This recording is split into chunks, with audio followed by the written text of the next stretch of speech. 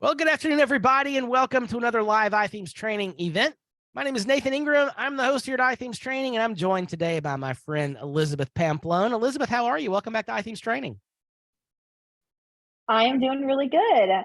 Thank you so much. I'm excited to talk about marketing minimalism today. Absolutely. And Elizabeth is the expert in this area. She is a marketing minimalist. She's an award-winning entrepreneur and international speaker, an innovative podcaster. She's developed a proven formula to help herself and her clients create 1 year of marketing content in 5 days. That's pretty amazing. And this approach helps overwhelm business owners and burnout nonprofit directors to achieve success and freedom through absolute marketing. So, Elizabeth, that's quite a mouthful, and you have a lot to say on this topic, don't you? Yes, yeah, we're going to cover a lot today. I'm going to go through about 5 or 6 different pillars that we like to use to get people into their marketing space in their own business or in other people's businesses if they're a marketer themselves, and just help you to narrow down what's going to work and what's not going to work. I even saw somebody put in the chat, sometimes the same thing doesn't work twice in a decade. And while that is sort of true, there are some things that are still working that have worked for several decades, actually. Interesting. Yeah. So in the pre-show chat, if you're just joining us now in the pre-show chat, we had a check-in question of what do you find to be the most difficult part of marketing your services? And lots of great answers, mostly like what channel to use, where to spend my time and focus. And that's kind of what marketing minimalism is all about, right, Elizabeth? Yeah, there's so much you could do in marketing, but there's only a few things you should do in marketing. And that's what we're going to talk about today. And that's really what marketing minimalism is saying, okay, there's a lot I could be doing. Like someone said, there's a lot of softwares I could buy, but what's the actual thing that's going to work? And it's surprising how simple it is and how universal it is. Good stuff. Okay, so without any further ado, let me just drop in our link bundle once again, give a few bits of housekeeping notes, and I'm going to disappear and let Elizabeth take over. The link to today's slides is there in the chat. If you'd like to download those and follow along, you're welcome to do so. There's also a link to the replay, which will have the chat log and the transcript. And all that stuff will be available about an hour after we wrap up today. So that'll be a public link. You can share that with whomever you would like. And because this is going to be a great webinar, I'll just tell you that right now. And so you'll want to share this out with other folks who struggle with marketing if you do. So one other note, to ask questions, please don't post the questions in the chat. Use the Q&A button there in Zoom. On the Zoom toolbar is a Q&A icon. It's helpful just to go ahead and pop that open, and you'll be able to see the questions that others ask. And if that's a question you'd like to hear the answer to as well, just hit the little thumbs up icon that will appear underneath it, and we'll take the questions in the order of upvotes when we reach the end today and do our Q&A. So with that, I'll disappear. Elizabeth, let's get started. Awesome. Thank you so much, Nathan. So I have this slide up here first because I wanted to remind people that a lot of times when we get overwhelmed, we procrastinate things. And so I always like this quote from Charles Dickens: procrastination is the thief of time. And I feel like time slips away from us when we procrastinate, and also when we're overwhelmed, right? So I wanted to kind of share that with you, that even myself, I have been in this position also. We get overwhelmed, we procrastinate something, and then we lose time in actually getting that thing started or accomplishing some task. So I am obviously Elizabeth Pamplone, and I'm just going to give you a couple things about me. I have been doing this for about 20 years in the web space, in the marketing industry, and I've owned my own business in full-time business as a marketer for 16 years. So I'm not new to this. This is, I've been through all the iterations of, one of WordPress and a lot of other softwares as well. And I can tell you that there are some things that just keep coming back around, and we're going to talk about some of those things today, and some new things that have come on the scene. I would say new, quote unquote, since in the last 20 years, right? That I think are really great and that are really helpful right now. And I'm also going to talk about a couple things that were working and are not working anymore. So stay tuned for that. So if you are doing some of those things that are not working anymore, you can ditch them and move on to something else. So I do have a podcast that I host. It's called Marketing Minimalism. It does come out almost every Tuesday. We're pretty consistent now, but it's a 2-minute podcast. We have guests, we have tips and tricks on everything marketing. So if you're interested in that, you can find that on iTunes and Stitcher and all those other places that you find podcasts. All right. So first thing I actually wanted to start with is There are some reasons why the formulas that we use and the things that we teach, not necessarily that you have to buy something, right? I'm going to share this with you today, but there's some reasons that those things actually worked in 2020 and our clients didn't have to change really anything. And I know that sounds a little crazy because in 2020, everything had to be changed. Everyone had to change everything they were doing, all their tactics, everything. And so I want to share with you a couple of things that we didn't have to change. And I'm going to show you some of those things today. So our clients didn't have to change things because they had really good brands that helped them stay consistent, and help people realize that they were still there for them, their clients. They were still there for their clients no matter what was happening. So their brands are really consistent and very visible. Their websites had key pieces to their marketing plan built into their websites. So their websites were essential at that point. It wasn't just, oh yeah, I have a website, I don't like it, or it doesn't really work that well, or it loads really slow. This was like, you had to have a website, it had to work correctly, because a lot of times that's the only way that the client could get to you and could actually book your services virtually or order things from you, etc. So this was huge for them. Their websites were working great and had all the pieces they needed for them to service clients. Then social media was a part of their marketing scheme, but it was diverse. It wasn't just saying we're putting everything into social media, we're only posting on Instagram and that's how we're getting clients. This was more diverse than that. So they were using all of the pieces we're going to talk about today versus just using social media. Then their blog or podcast was on their website and helped them create organic SEO. They didn't have to hire an SEO firm during 2020 because they were doing so many things for their own business that were helping them in a multitude of ways and actually help them gain a ton of organic SEO. And then they utilized their email marketing to consistently reach out to their customers so that their customers knew, we're here for you. Don't worry. We're not going anywhere. We're fine. And that helped the customers to actually rebook, rebuy, things like that, because they knew that company was there for them because they were communicating back and forth. And then they also cultivated a community among their clientele. This happened a ton in 2020, still happening today, but it was really, really strong in 2020. And so we kind of help people to realize that that's a huge part of moving forward in business. People want to feel a part of something that even if things get bad and the economy goes down or something else happens, that they know that they can reach out to that client community, and the clients can reach out to their community and say, hey, I need help with this or whatever, and they'll know that those people are there for them. All right, we're going to cover a lot today.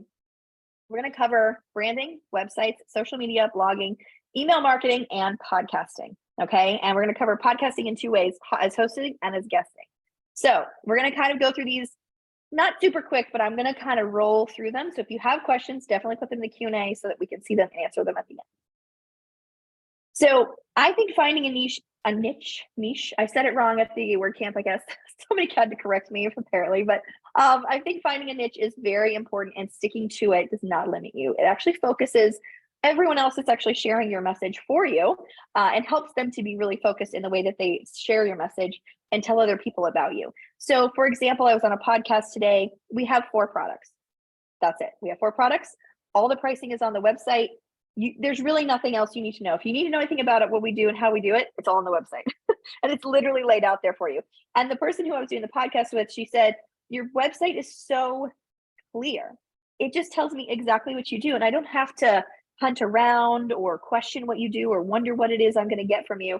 It's all there and all the pricing is there. And that was so good for me to hear from her, is that niche that we carved out for ourselves, we stick to it. If someone says to me, I don't want to do a website in a day, I don't want to do your course this way, I want to do it a different way, can you accommodate me? I say no. I just say no. And I say, there's a lot of other marketing agencies I can send you to. Have fun. I will send you to a really good one. They'll be happy to take care of you. And I just know that that's not a client for me. And I also know that it's okay to say no to that. So really making sure you have that niche and sticking to it. That's the hardest part, especially when you're desperate and you're hungry. And I mean, literally hungry. Sometimes that happens too as a business owner. And so that can be really tough, but it's very, very helpful if you can say no to the wrong clients so that you can have that open space for the right clients. Talking about things like that, we need to make sure that our brand is impressing upon people multiple times, not just once. We're going to get sick of our logo. We're going to get sick of our colors. We're going to get sick of our website even, but really your clients aren't going to. Your potential clients, you might be new to them. They might be seeing you for the first time ever. So remember that this has to be super, super consistent. You can't vary off of it. You shouldn't be using 20 different colors. You should be using your colors every day, all the time. Notice I'm wearing green. I'm just saying, just notice I'm wearing green. And notice my slides. Most of them are green. And then people actually expect brands to know them and to discover what products and services are going to fit their needs. So when we come up with things, so for example, I had a client reach out to me 2 days ago and they said, we're going to be sending some people to you to do the web audits that we have. And I haven't had web audits in my website in probably several years. Do we still do them? Yeah, if somebody asks for one, we'll do one. But I hadn't listed it on our website. So they requested that. I said, you know what? I bet a lot of other people are wondering about that too, or need that service as well. Went on, made a page, put it on the website, done.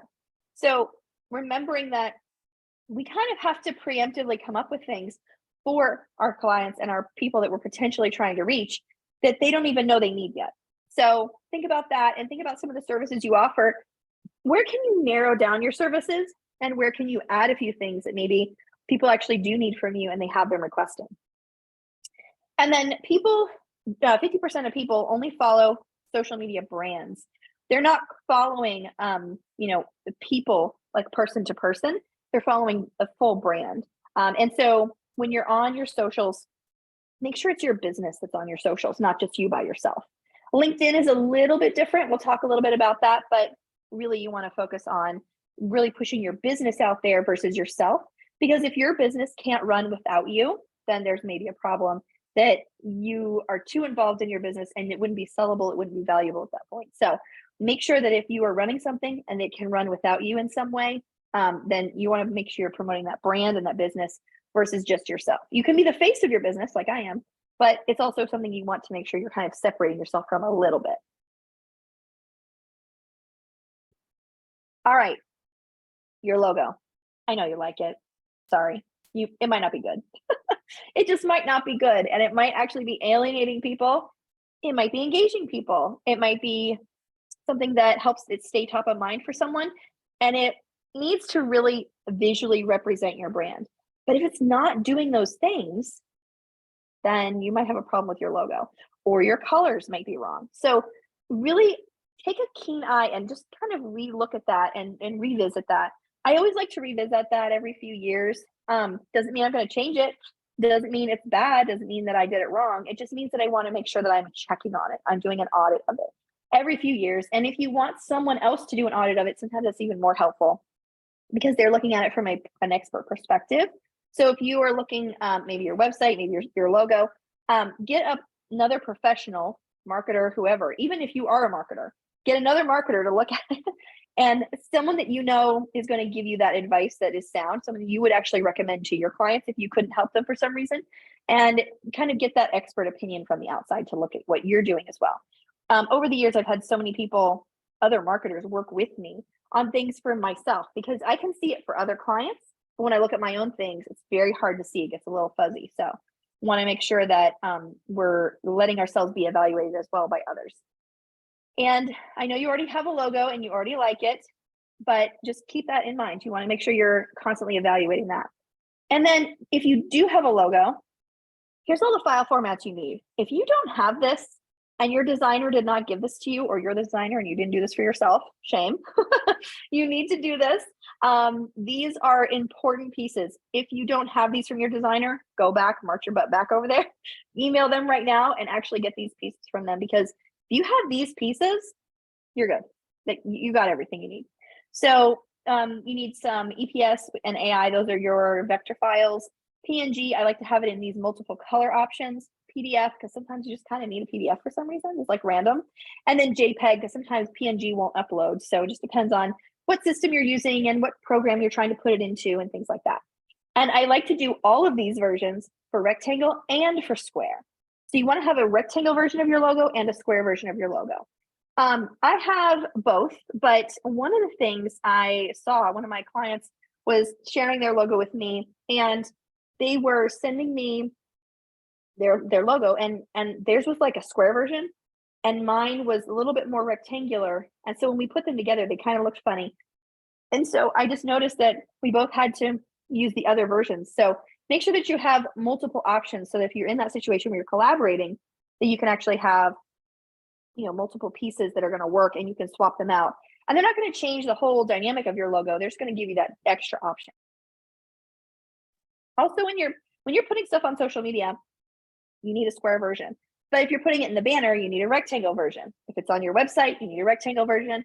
If it's in a profile photo for any kind of social post or any kind of website that you're a member of, you might need a square version. So just keep that in mind. And then you want to embody your brand no matter where you are, no matter what you're doing, no matter how you feel. You never know who's watching you. I've had people come up to me at networking meetings and say, if, I was out the other day and I was in a store and I saw your green. It's not my green, it's green. Like it's a green, right? There's lots of shades that I use, but it's pretty much from the same like hue or palette. And this green, they just associate it with me. And I thought that was so interesting because I am super consistent about what I wear when I do calls, when I do webinars, when I go out in person, when I meet a client. Even if I'm just doing a podcast that I'm not even sure if it's going to be on video or not, I'm still wearing green because that is so important to have that visual cue that keeps people reminded of, oh, that's the girl. Well, she always wears that purple scarf, or that's the guy and he always has that red pocket square or whatever that is, right? So just make sure that you're representing your brand more ways than just shoving your logo out there or using your colors the same way every time. All right. So we're going to move on to websites. We need to know what you do. We need to know what you do on your website, and we need to simplify it.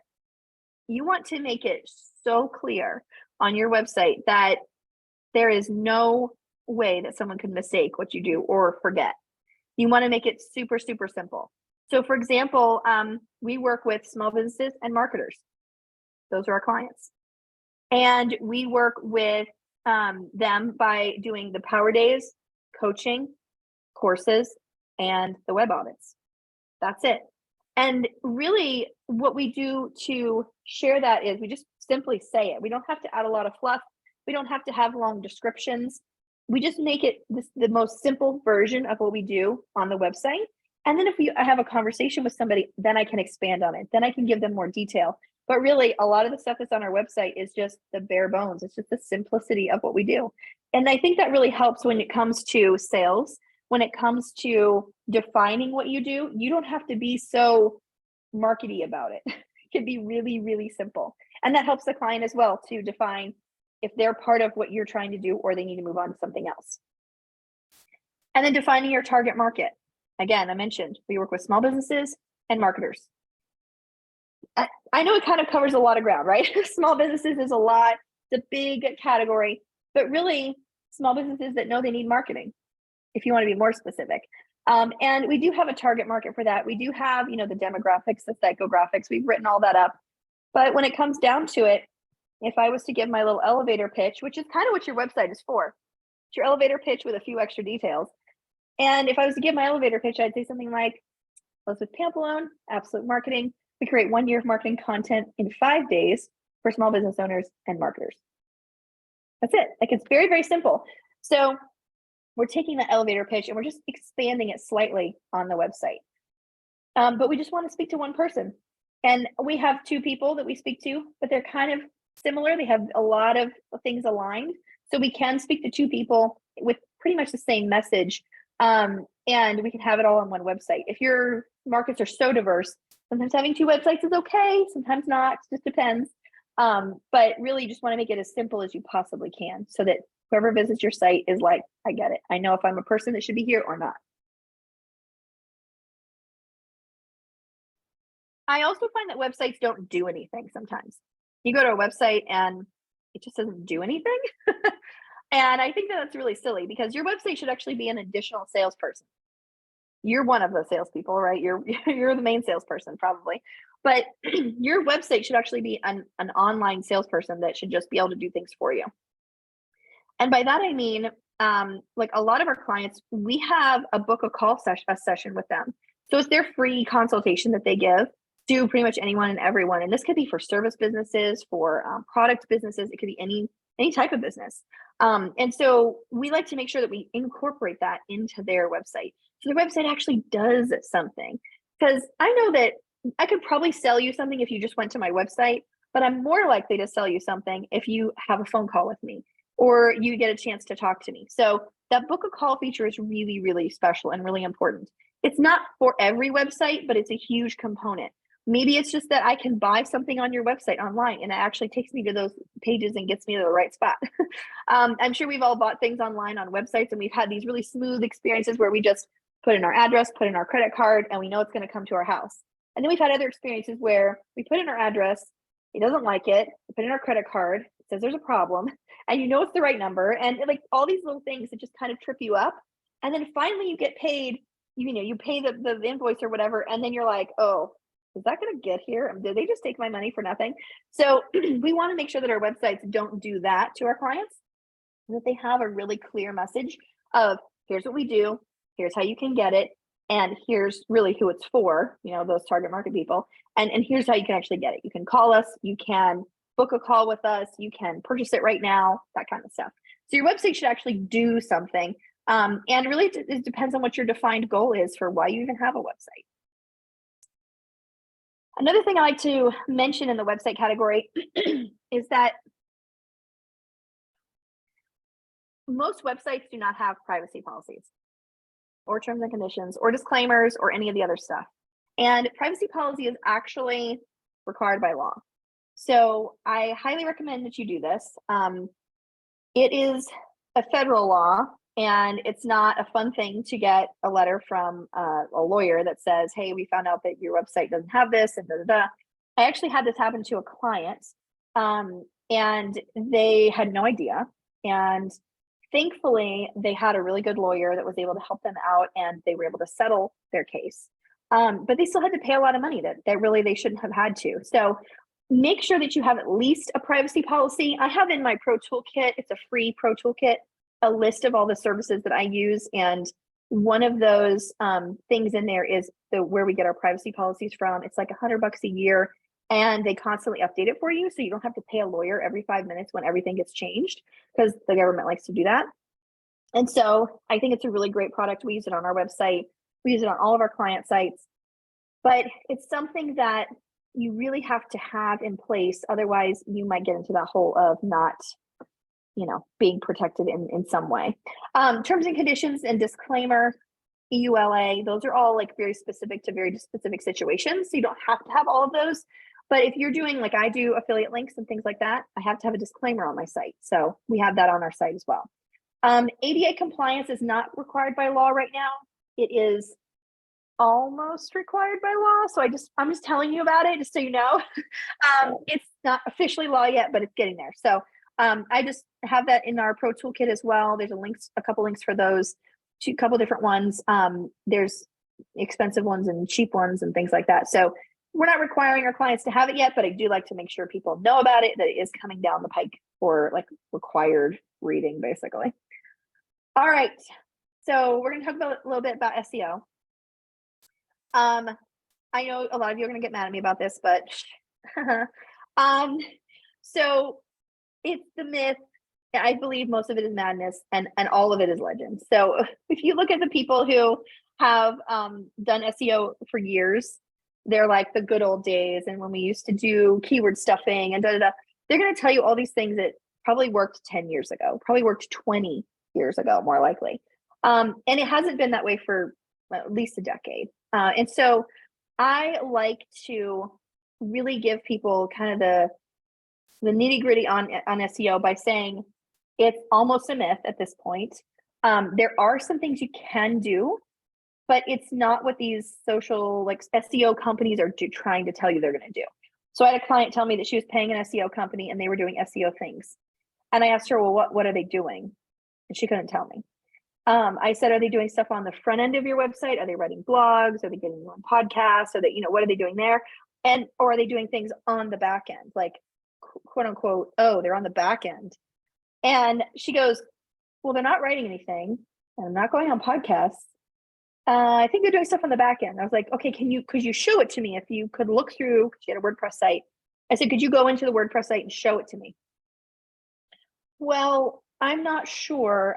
I'm not sure where it is. She didn't even she had no concept of what they were even doing. And so, like I said, there's some SEO stuff you can do on the back end of your website. There's like the basics that you could probably look up on Google and do yourself. And then there's things that these companies just say they're going to do.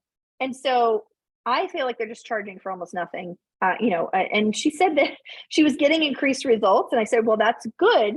But are you doing anything else that might be a factor in that as well? And if, in this case, she actually was doing a ton of stuff that was increasing her SEO, that I don't think the people that were helping her with the SEO were increasing it. I think she was doing it herself with all these other methods. So, I feel like that there's a lot of things you can just like DIY with the SEO department. And then the stuff we talk about through the rest of this series, you're going to see a couple other things, podcasting, blogging, social media stuff that's actually going to help your SEO more than if you were to pay somebody to do SEO specifically. So be aware of that. Just be wary of anybody trying to sell you that. Like Nathan said earlier, if it almost sounds too good to be true, they're probably just trying to sell you something, which is, I agree with that. So PPC is my other not on my naughty list. PPC, she's horrible. Don't let her lure you away. PPC is pay per click, and basically it's like Google ads, Facebook ads in some cases. And I think that this type of advertising works well if you have the money to do it. One of the clients I work with, he does SEO, he does pay per click, he does ads, he does local incentivization for local businesses and things. And one of the things he told me was, if you don't have 10 grand to just drop and lose on pay per click, you're probably not going to get as much out of it as you expect to get out of it. And a lot of it's trial and error and things like that. So again, not everyone agrees with me about SEO. Not everyone agrees with me about pay per click, but I am going to give you kind of a breakdown of what I'm seeing out there as what's being touted as SEO or what's being touted as pay per click. And so I'm finding that for small businesses, really there's more organic ways to get a bigger bang for your buck than putting money into SEO when you could do things yourself or have more of a minimal approach to it. And then also doing pay per click, again, not spending all that money on not only the agency that's going to help you with it, but also the money actually on the ads themselves and things like that. So not seeing as much traction there. And so I'm just giving that as my anecdotal, I don't want to say anecdotal, it's more professional opinion of what I've seen working and not working right now. So we're going to move into some more organic things you can do that are actually going to move the needle, and that we've seen move the needle exponentially in the last 2 years since COVID. So we're also looking at a post-COVID marketing strategy as well. All right, so let's move into social media. There's only one reason you should actually be using social media. And I know a lot of people are going to say things like connections, awareness. I hear things like keeping your name out there, consistency. Really, you really should just be driving traffic to your website. That is the only reason you should be using social media. And the reason I say this is because it's not just like you're going to post, all sales posts, but most of your posts should lead people back to your website, because that's actually where your sales happen. Your sales don't happen on Instagram. I know you can argue with me that you can sell on Instagram, you can sell on Facebook. Okay, that aside, that's not what I'm talking about. But your sales, the actual people that are knowing your value and seeing what you're putting out there and going, I want to buy that, I need that. They're the ones who are going to your website, reading your blogs, listening to your podcasts, going to your webinars, all those things. They're the ones who have invested in you in some way, time, etc. And they are saying, I need this. And usually people don't just see you and then buy. They have to kind of get to know you. And so really that's where your website comes in. But with social, I might have posted something amazing 6 months ago, but you're never going to see it because you just joined today. You're not going to go back and look at all that stuff. So if I had that same amazing thing in a blog post on my website and I reshared that every 6 months, then you might see it because you'd see it on the social, you click on it, it'd take you back to my website, you'd realize there's a whole blog there that you can sift through and start looking at different categories and start reading about things, start watching videos. Does that make sense? So we really want to use social media to drive traffic to our website, whether that's a sales thing, get people to download freebies, getting people to remind them of events that we're doing and webinars we're doing, whatever. Getting people to think about their own product and systems critically. I post a lot of questions on our social media. They don't lead back to my website, but most of my other posts do. So keep that in mind as we go through the social section here. Sorry about that. So we're going to go through some things. I know a lot of people had questions at the beginning about like, well, what channel do I use?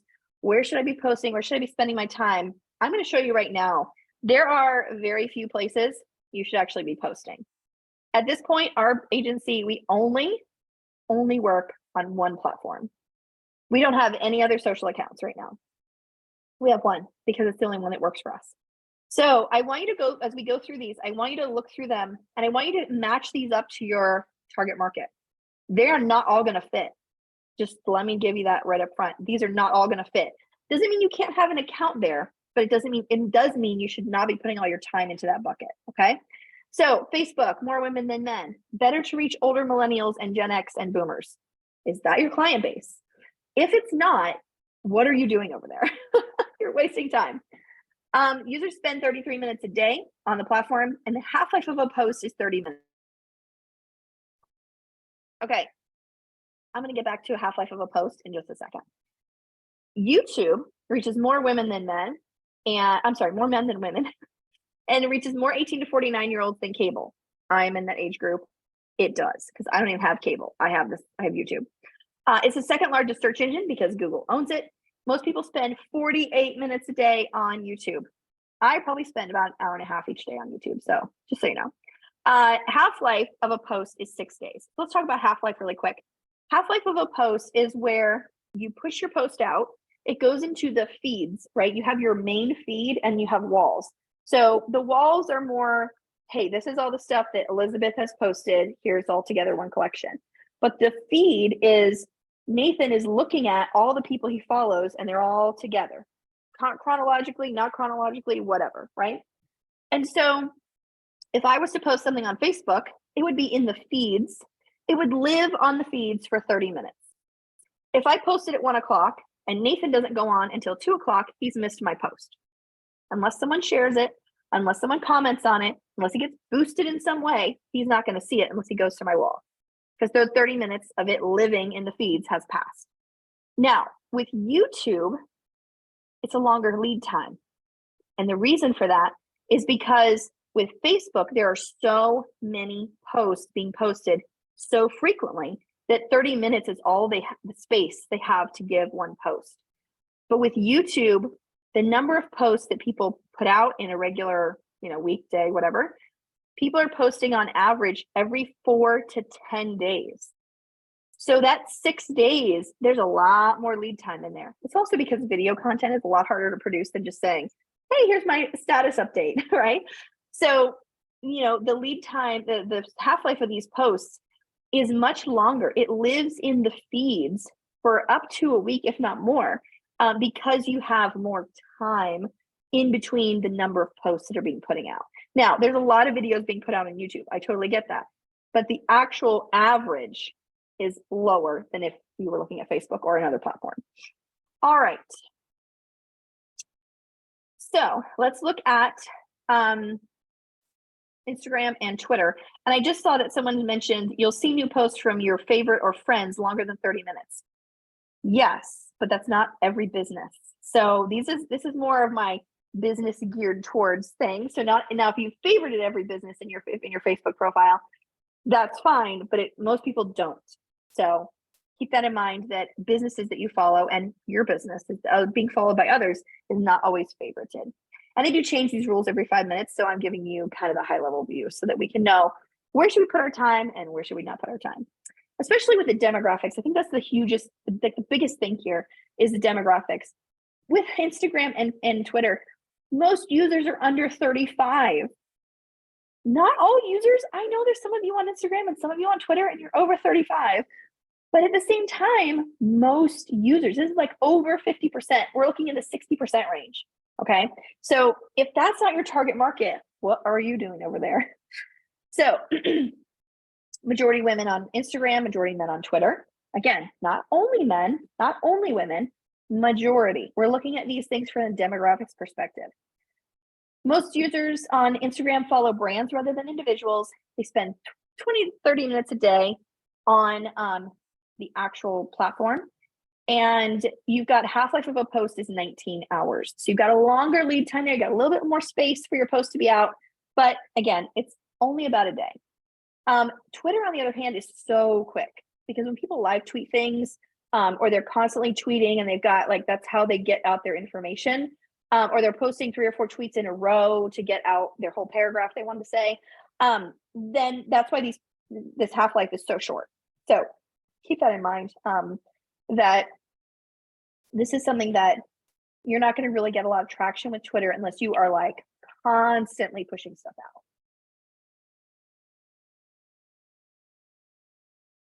This is mom and dad. I like to call this mom and dad. This is Pinterest and LinkedIn. Pinterest is majority women, 18 to 69, so a huge age range. But the thing I like about Pinterest is people are actually more likely to buy a product, like physically order a product from a website because it was on Pinterest. It's almost like Pinterest gave it like its good housekeeping seal of approval or something. So I think that's really interesting. And so anybody that has physical products that they mail out, or even drop ship products, even online courses, great for Pinterest. Great for Pinterest. Now, people don't spend that long on Pinterest. Sometimes they'll spend more time if they're like researching something. But if you're looking at like a daily average spend of time, it's very short. It's like, get in, check a few things, nah, I'm going to do something else, and then they leave. But the half-life of a post is so long. And the reason it's so long, I think that ends up being about 3.5 months, if I'm not mistaken. But the reason it's so long of a half-life of a post is because remember that game you used to play with the balloon, not the helium ones, right? The ones that your mom or dad blew up for you, like they're air. Then the balloon would just fall to the ground, right? But if you popped it up in the air and then somebody else popped it up in the air and then somebody else popped it up in the air, it would stay afloat for a long period of time until someone stopped doing that. So that's kind of what Pinterest is like. They actually will let you pop things up in the air all the time to like repin. And there's so many people doing that organically that your post will stay out there for a long time. LinkedIn is evenly men and women. They're actually less likely to use other platforms. Most users need to spend as much time as they need on there, 1 minute to 1 hour per day. And then the half-life of a post is 24 hours. So LinkedIn can be really helpful, especially for B2B, but just make sure that you're looking at these platforms and saying, are these my clients? Don't just post on them just because. Make sure that you're really targeting those specific clients that you have in those platforms. And then TikTok. This one I've added recently. We don't use it personally for our business, but the age of the users is 18 to 34. Now, I know there's older people on there. Don't get all crazy at me that there's people who are older than 34 on there. I get that. But this is the average age of users. Now, if that's your target market, great, go for it. They spend about an hour a day, almost an hour a day on TikTok, sometimes more.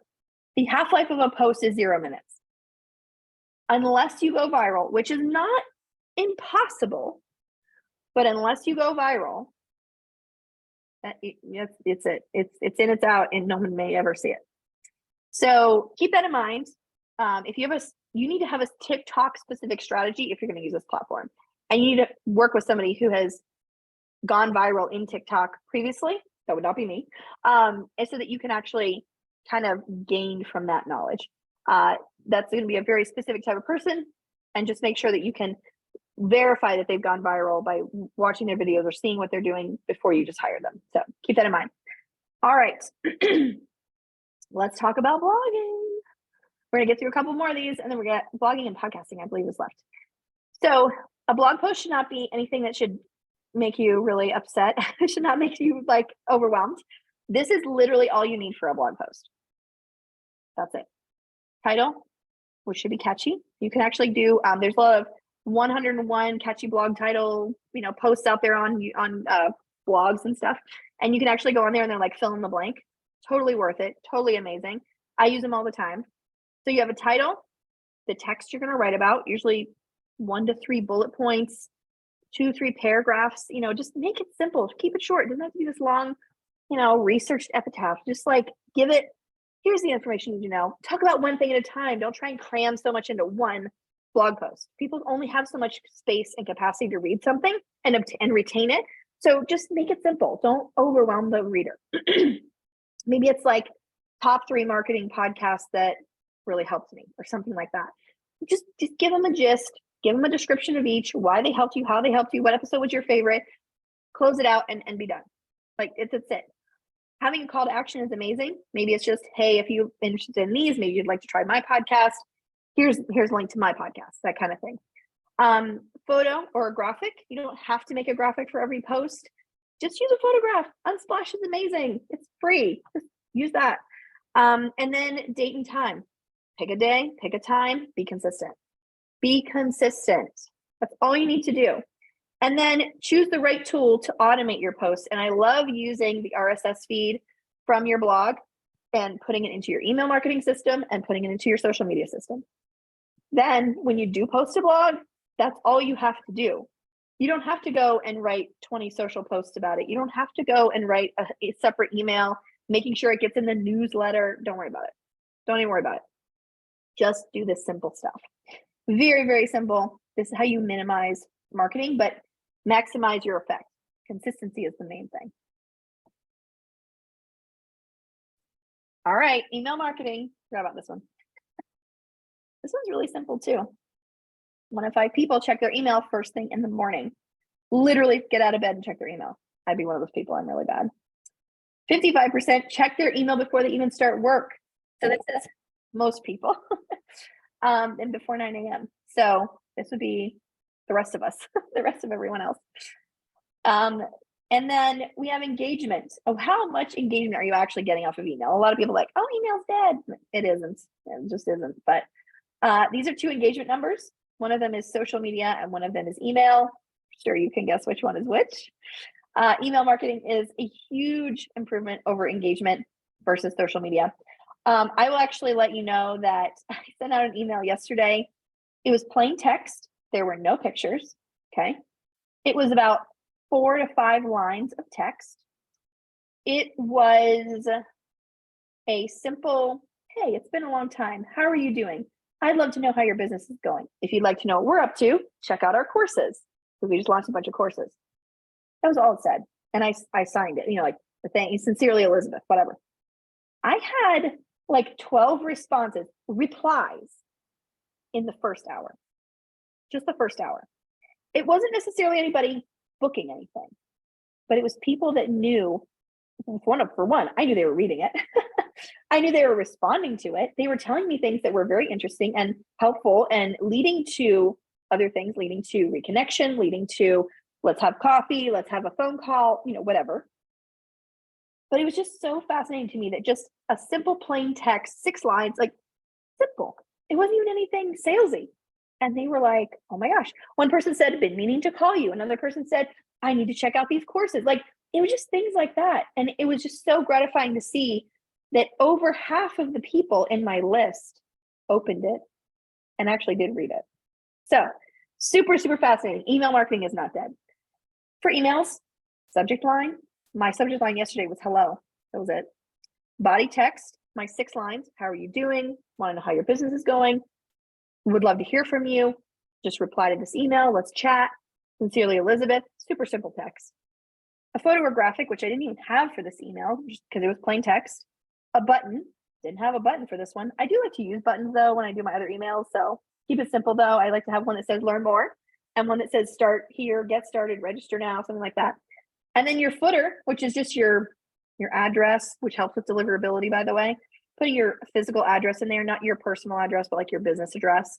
And then your unsubscribe link. That's all you need. And then a date and time to send it. That's it. So keep this really simple too. All right, last one, podcasting. Let's get into it. 4.2 million podcasts. Insane number. 166 million people listen regularly to podcasts. 222 million have actually heard of podcasting and know what it is. May not listen all the time, but they at least know what it is. That's huge numbers from where we started, maybe 10-ish, 12-ish years ago. when podcasting was kind of newish, and people didn't really know what it was. Now it's very much, the awareness is huge. It's there. People listen to 8 shows a day. I'm not one of those people, but I at least listen to 2 or 3. Sometimes if they're short too, like mine is 2 minutes. I mean, you could listen to like 5 of mine in an hour, whatever. So actually in a few minutes, it'd be like less than an hour, but a lot of people listen to a lot of shows, multiple shows a day. So there's a few things you can do, and this is a huge organic SEO boost, okay? The more links that go from other websites to your website, Google loves that. Google is like, oh, thank you. Thank you for letting us know who's talking about you and how many people are talking about you and how we can rank that for you.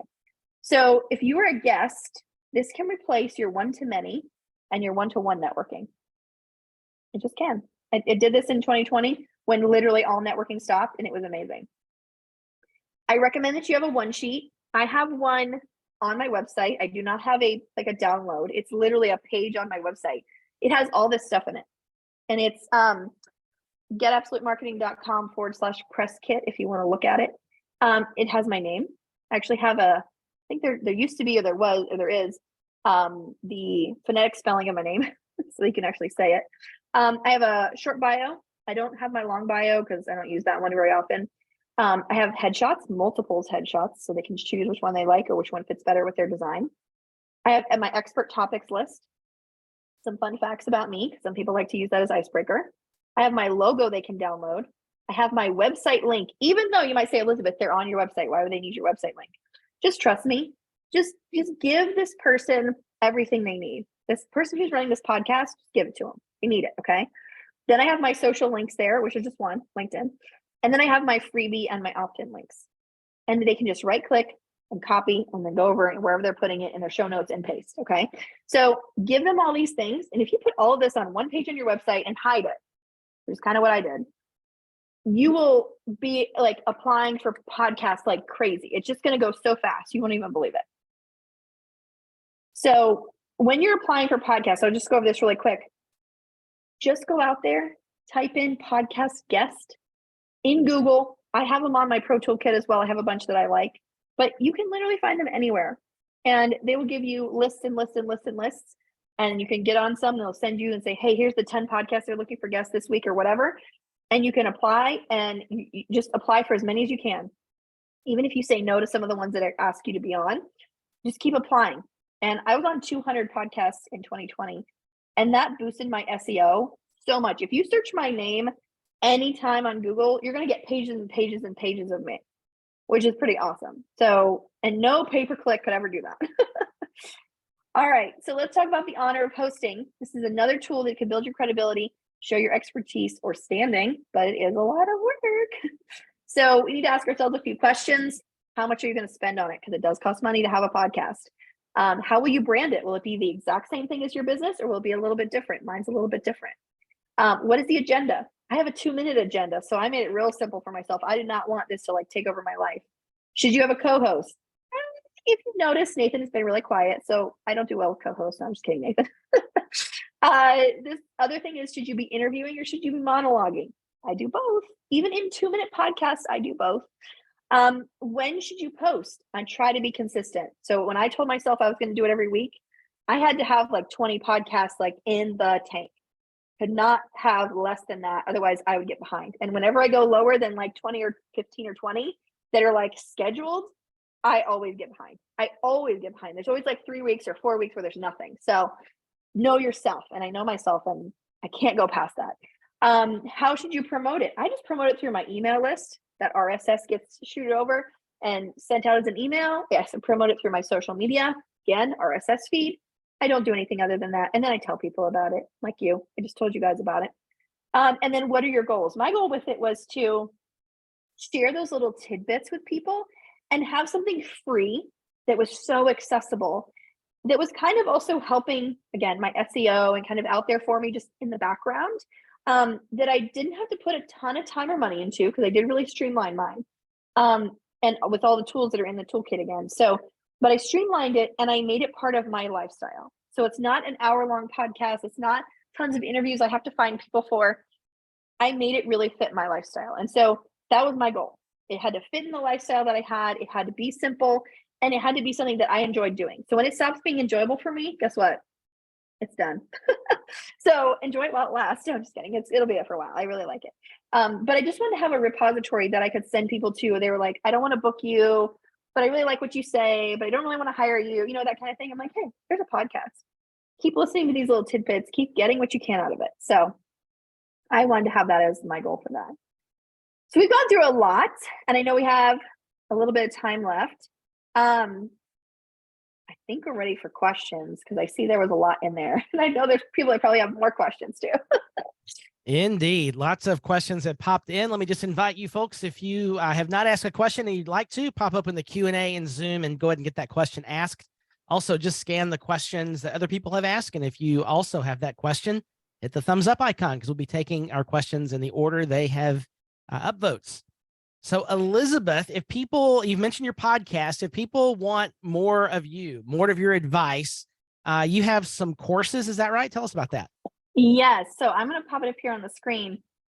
We just launched our 365-day marketing plan task list. And I noticed somebody in the chat said, I just want to know what to do each day. And this is literally that. It took me 2 years to write. And it is definitely a labor of love. But this is literally 365 separate tasks that they're just there, and they're different, and they're unique, and all correlated, so that they all work together to boost your revenue over the space of 1 year. So, and if you did even half of these, even if you did one a week, you'd be way beyond where you are now. So it's just a super great resource. And then we also have the All Access Pass. There are multiple courses that have launched, one for each of our pillars, which we talked about today: branding, websites, social media.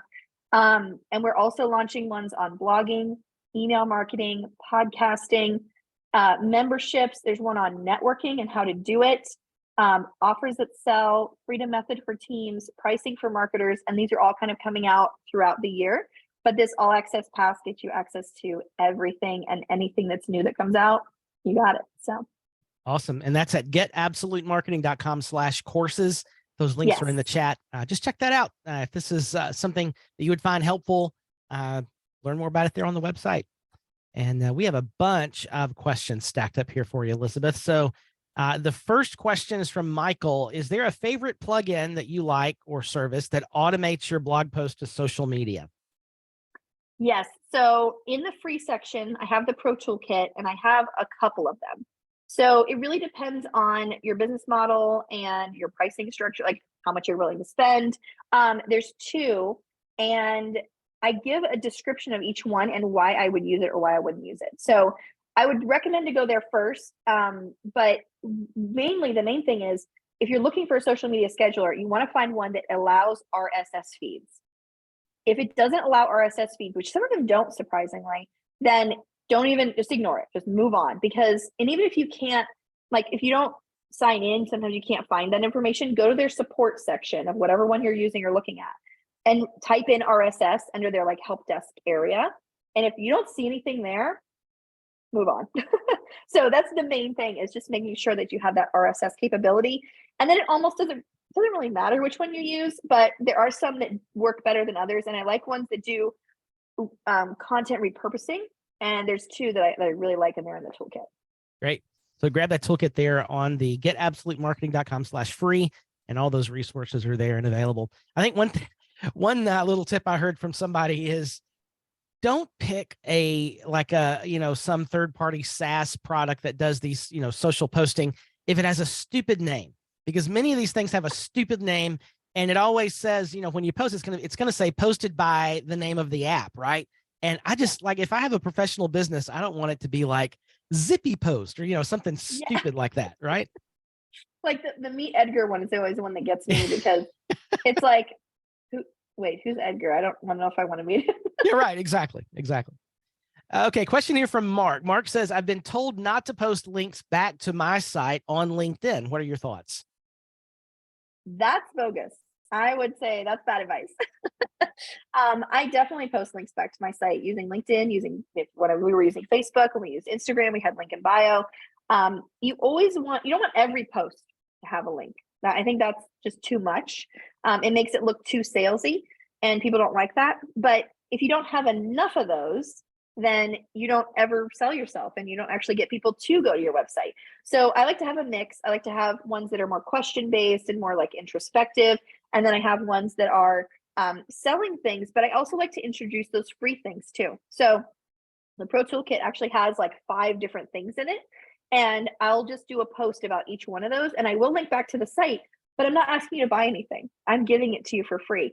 And then I'll also intersperse, hey, are you interested in a power day? Here's a link to that page, et cetera, or coaching or whatever. But I'm not posting everything that's sales, and it's not all linked, but I'm trying to mix it up. So there's some free stuff, there's some paid stuff, and then there's just stuff that is just me telling you maybe a tidbit or something. Yeah, for sure. And the one thing I've heard about LinkedIn, and Mark, this may be where what was rattling in your head that provoked this question, is LinkedIn definitely rewards original content. Like, they would rather you post the blog post on LinkedIn as a post rather than just sharing a link to your blog post. Those shared links don't get nearly the traction in the algorithm on LinkedIn, as I understand it. I'm not an expert, but do you know anything about that, Elizabeth? You can talk about. Yeah, and so they're trying to make their platform more native, and it's one thing I don't really like about LinkedIn is they kind of try and pigeonhole you to like, it's our content, like they try to hold on to it. And then if you decide to like take this really great blog post you wrote on LinkedIn and put it on your website, then Google's like, oh, is this duplicate content? And so it's kind of a catch-22. So what I like to do is I like to write content for LinkedIn, and then I either like to rewrite it for my own blog, or sometimes I'll just write things for my blog and just send it over through the RSS and just say, you know what, if this doesn't get as much traction, that's okay, because it's also going out on my email list, and things like that. So I just kind of try to give a mix. You don't want to put all your eggs in the LinkedIn basket. You don't want to put, as far as like all your blog posts go there. You don't want to put all your eggs in the Instagram basket. Trying to just make sure you're doing a little bit of diverse things so that you have that like sprinkling. But the main thing is consistency. If you can't stay consistent, which I am really bad about, if I don't get it into like a system, then it's almost just like you didn't even do it. So then it's kind of a waste of time. Yeah, great advice. Okay, question here from Michael. The company that you mentioned for privacy policies, do they have policies for other countries? I believe so. Again, there's a couple, and they're in the toolkit. And some countries don't require it. Some countries require GDPR. Sometimes, like Canada has their own whole like thing. So I would take a look and also do a search for your, your country, and then privacy policy generator or something like that will help you kind of determine that. But Termageddon is a really good one. There's a couple, but there's the ones in the toolkit. And like I said, I just like have explained them each one so that, I know I keep referencing it, but it's like, I've already done all the work. It's all over there. Yeah, exactly. We definitely recommend Termageddon here. Hans and Donata, the founders, have been, for our members, we did a whole premium event last year on terms and conditions and policies and so forth. That was a lot of fun, actually, believe it or not, with 4 hours of legal stuff. They made it interesting. So, all right. Next question up is Billy. Could you give a quick list? I'm not sure this is possible, but a quick list of basic DIY SEO things to consider. So this might be a little blasphemous, but I'm going to say it anyway. First of all, I would Google it, because there's like, sometimes things change. And then if I say one thing and then you go Google it, and it's gonna be like, oh, that's not a thing, whatever. So I would go, like, if you're doing WordPress, type in WordPress SEO 101 in Google. And you're going to get some very basic blog posts that are going to give you 5 or so tips. And that's really what I would recommend. That's what I do on my website. I don't go beyond that. I don't go crazy with all the black hatting you could possibly do with it, or how deep you can go with it. It's like, just be basic, just be simple, do the bare minimum, and then let other things kind of take over for the organic side. And so that includes things like your alt tags, and includes things like naming your photos well, adding some keywords, doing your SEO titles. Like, they're just little tiny basic things. The other thing you can do is, WordPress is not necessarily a beginner platform. It's a little bit more like the intermediate advanced platform. But then there's platforms like Wix, SEO, Squarespace, Weebly, things like that. They are beginner platforms. And so if you type in Squarespace, SEO 101 or DIY Squarespace SEO, something like that, you're going to get a basic understanding, a very like intro level that is really easy to DIY. And you can translate that to whatever, software you're using. So I would start with something like that, because again, these tactics change every 5 minutes, and it's not going to make a difference whether you really do it for every single page. Like it's just going to be, for one, right now you have nothing if you haven't done it at all. So you're going to increase it either way. But really it's going to come from doing more podcasts, doing more blogs, having more people connect to your website, having more people visit your website who are coming from other places like social media and not just direct linking and things like that. So yeah, just do some basic stuff, but I would just Google it just so you get like kind of the latest, and just put maybe 2023 in there as well. Yeah, for sure. And there's a couple of links there in the chat about that. And I mentioned earlier in the chat, when we were talking about some SEO topics, we do have a great SEO training. It's a free training that is coming up next week with David Zimmerman, who's done a lot of training for us. He's going to be talking specifically about the best practices for transitioning to Google Analytics 4. And he'll always be open for great SEO, any type of SEO question at the end of that webinar. So that's coming up on Tuesday at 1 p.m. Central. It's a free webinar, and I just dropped the link for that in the chat. Mark has a question here. Can you give an example of using the RSS feed as you said in your post, or in your post?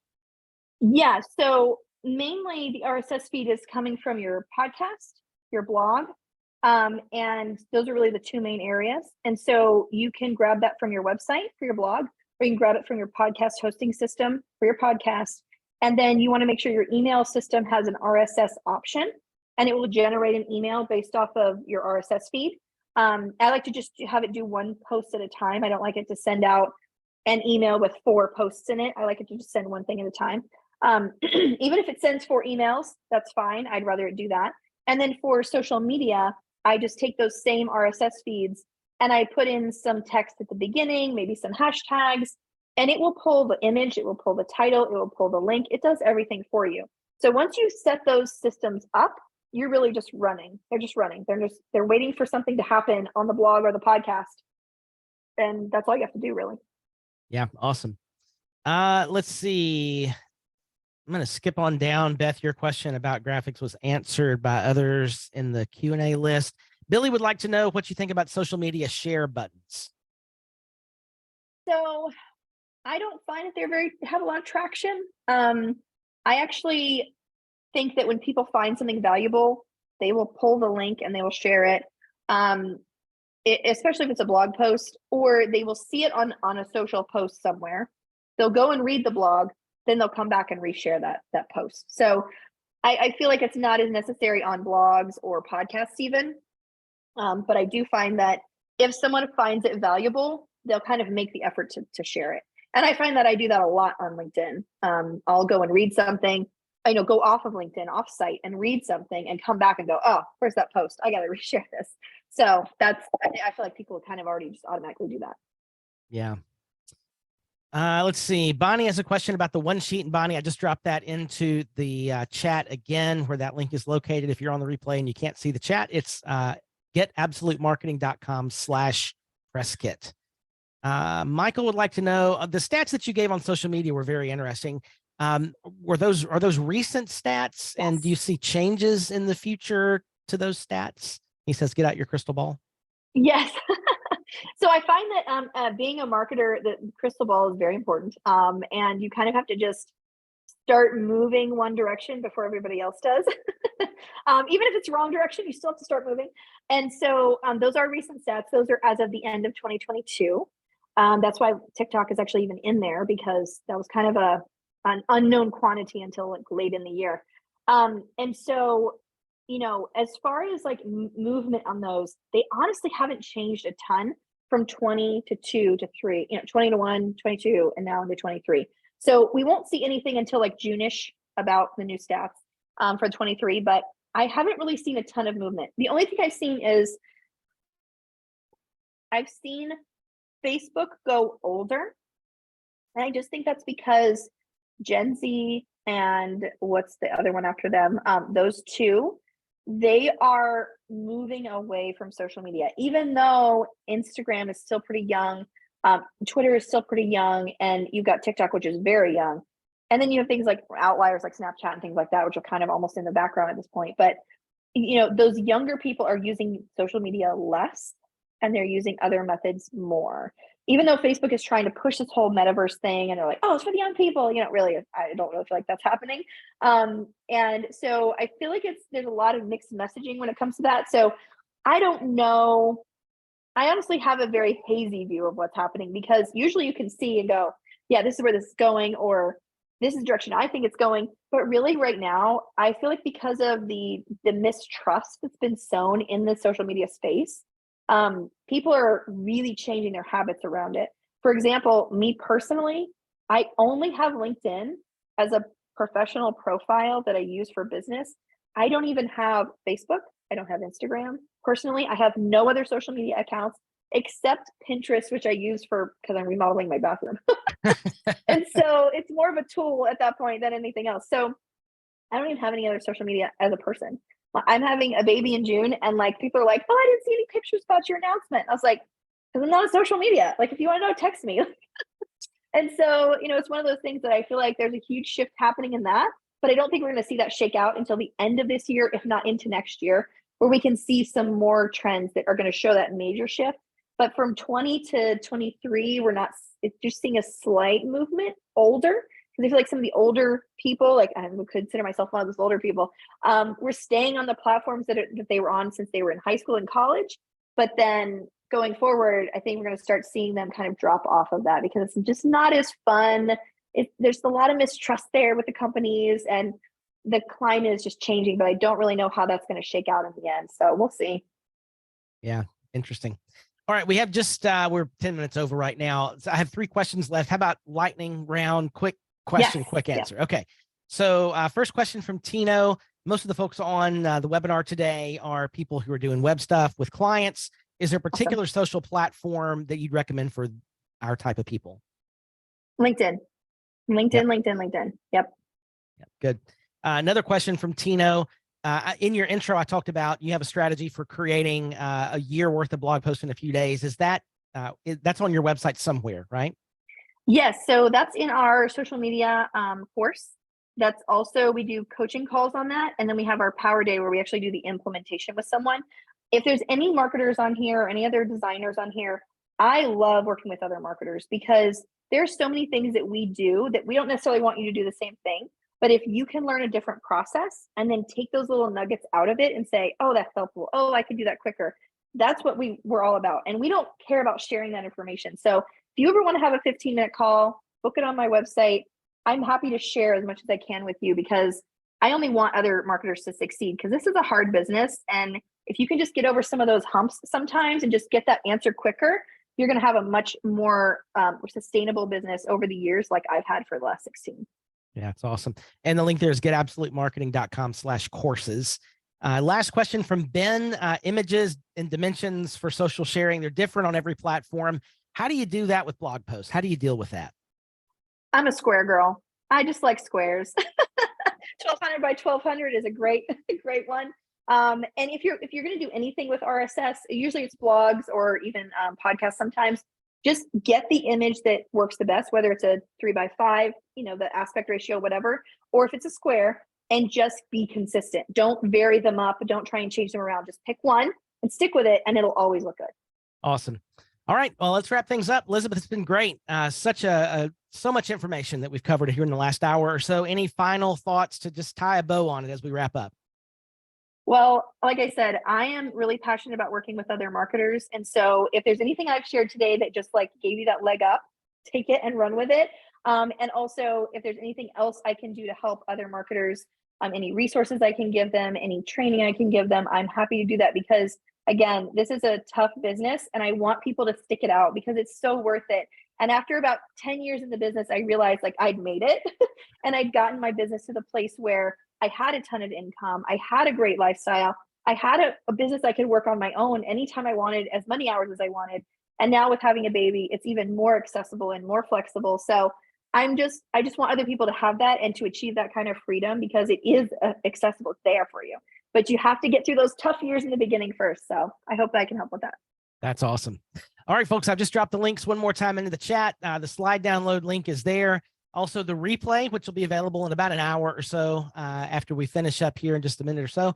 That'll have the video. If you want to share that, it'll have the chat log. Lots of great resources shared today in the chat log. So all that will be there to download, as well as the transcript. Elizabeth podcast is also in that link. You can always follow her there and check her out, of course, there on getabsolutemarketing.com. Thanks again, Elizabeth. Thank you all for being with us as well. Great questions from everybody today. Yeah. That's going to wrap it up for us. I'm back for our members tomorrow for office hours, same time, 1 o'clock Central here on iThemes Training, where we go further together.